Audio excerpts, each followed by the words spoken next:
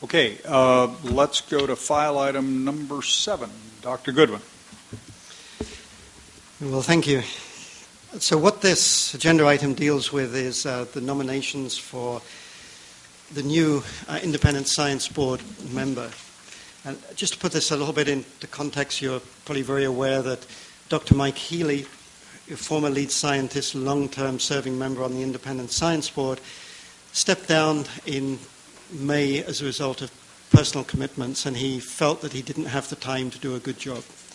But also at the time indicated a willingness to continue to participate with the Delta Science program on an as-needed basis.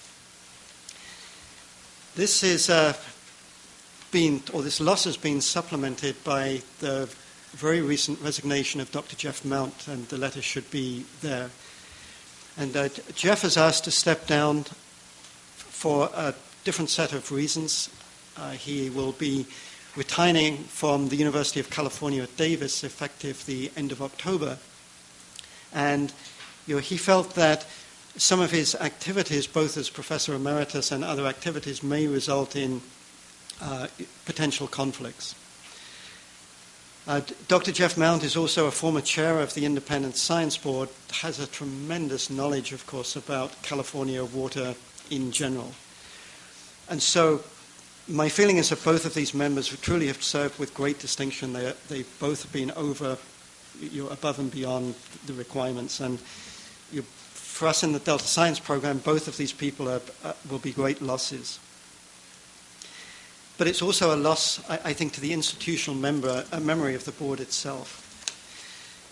So what I'm proposing to do is to make, or suggest to make 2 nominations to you from the same pool of applicants that we received from the search which we started conducting at the beginning of the summer.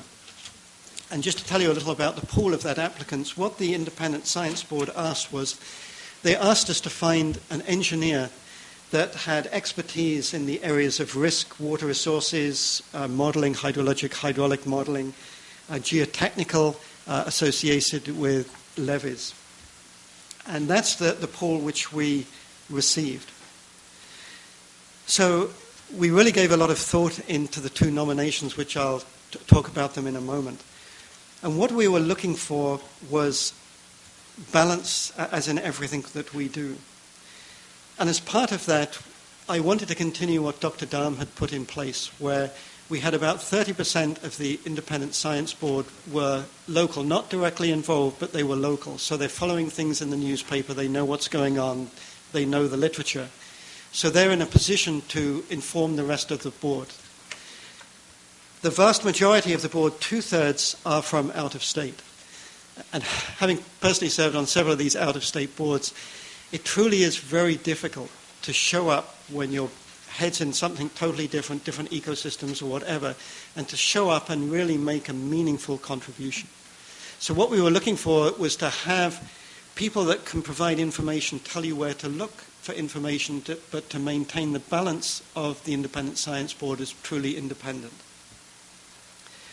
Both nominations, of course, they have to be eminent scholars in their field, very highly respected.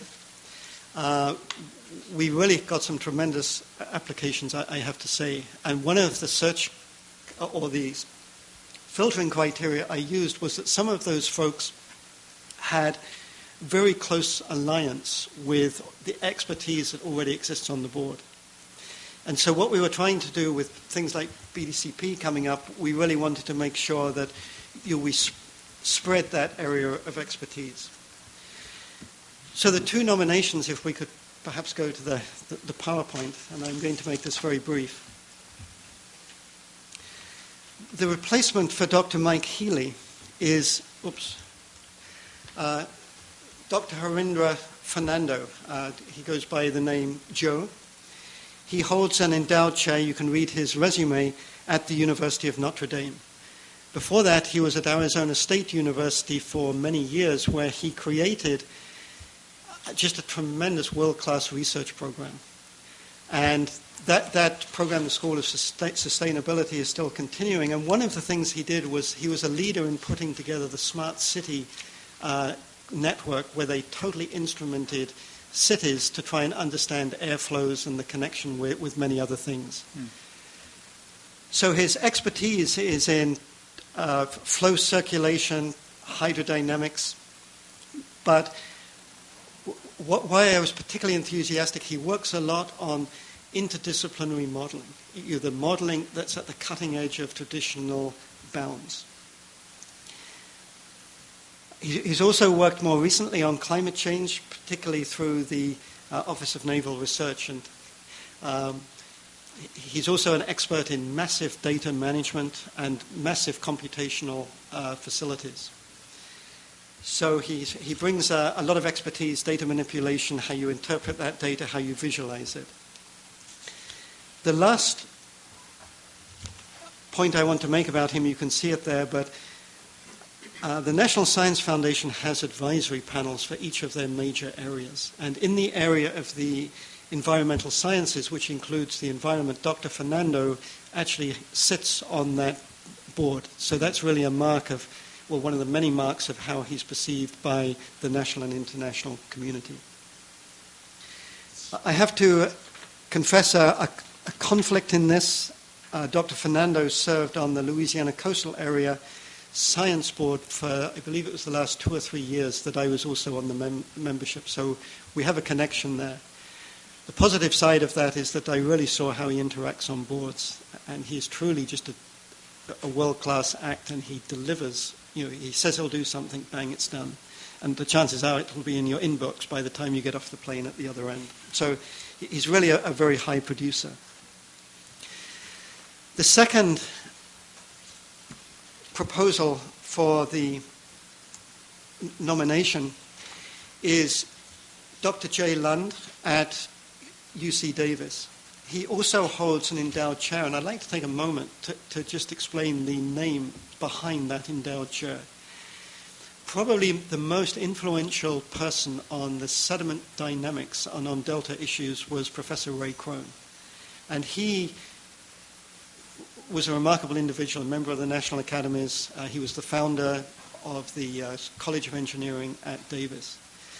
And I think it's quite remarkable, or it's very, very fitting that Dr. Lund should take the chair that has been created in Professor Crone's name. His expertise contrasts quite dramatically with Dr. Fernando. He is more interested in water resources, and he pursued that area at a time it really wasn't fashionable in the engineering area. This is the optimization, and the reason I think it wasn't particularly fashionable for a while is because so many of the original optimization of reservoir operation systems were trumped by the Endangered Species Act, so decisions were being made for other reasons. But his research area has pursued, so it's gone beyond the traditional economics, and looking at some of the factors, how do you build into your water resources optimization these many other factors? And if you look at his resume, there's no question, he is an international leader in that area. And I'll just profile, as I profiled one thing with Dr. Fernando.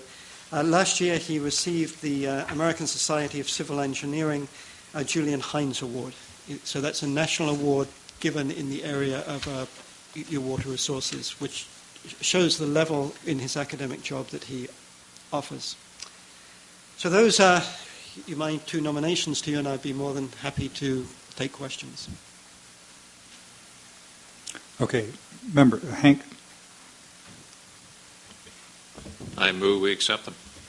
Is there a second? Ms. Gray? Okay. Is there anyone in the audience who would like to comment on either of these nominees? Seeing no one in the audience who wishes to speak, any discussion? Starting with Mr. Nordhoff. Nordhoff, aye. Gray, aye. Fieri, aye. Eisenberg, aye. Tully, aye. Okay. 5-0. Thank you very much. Thank you. I should probably note, are engineers taking over the world? Is that what's going on? No, I think it's what particularly impressed me is when the Independent Science Board asked for the addition of particular skills and the old battle between biological scientists and engineers was ignored, and the skill set of the body seems to me to be substantially expanded by these choices, and I think I'm very encouraged by that. Okay. Thank you, Doctor. Thank you.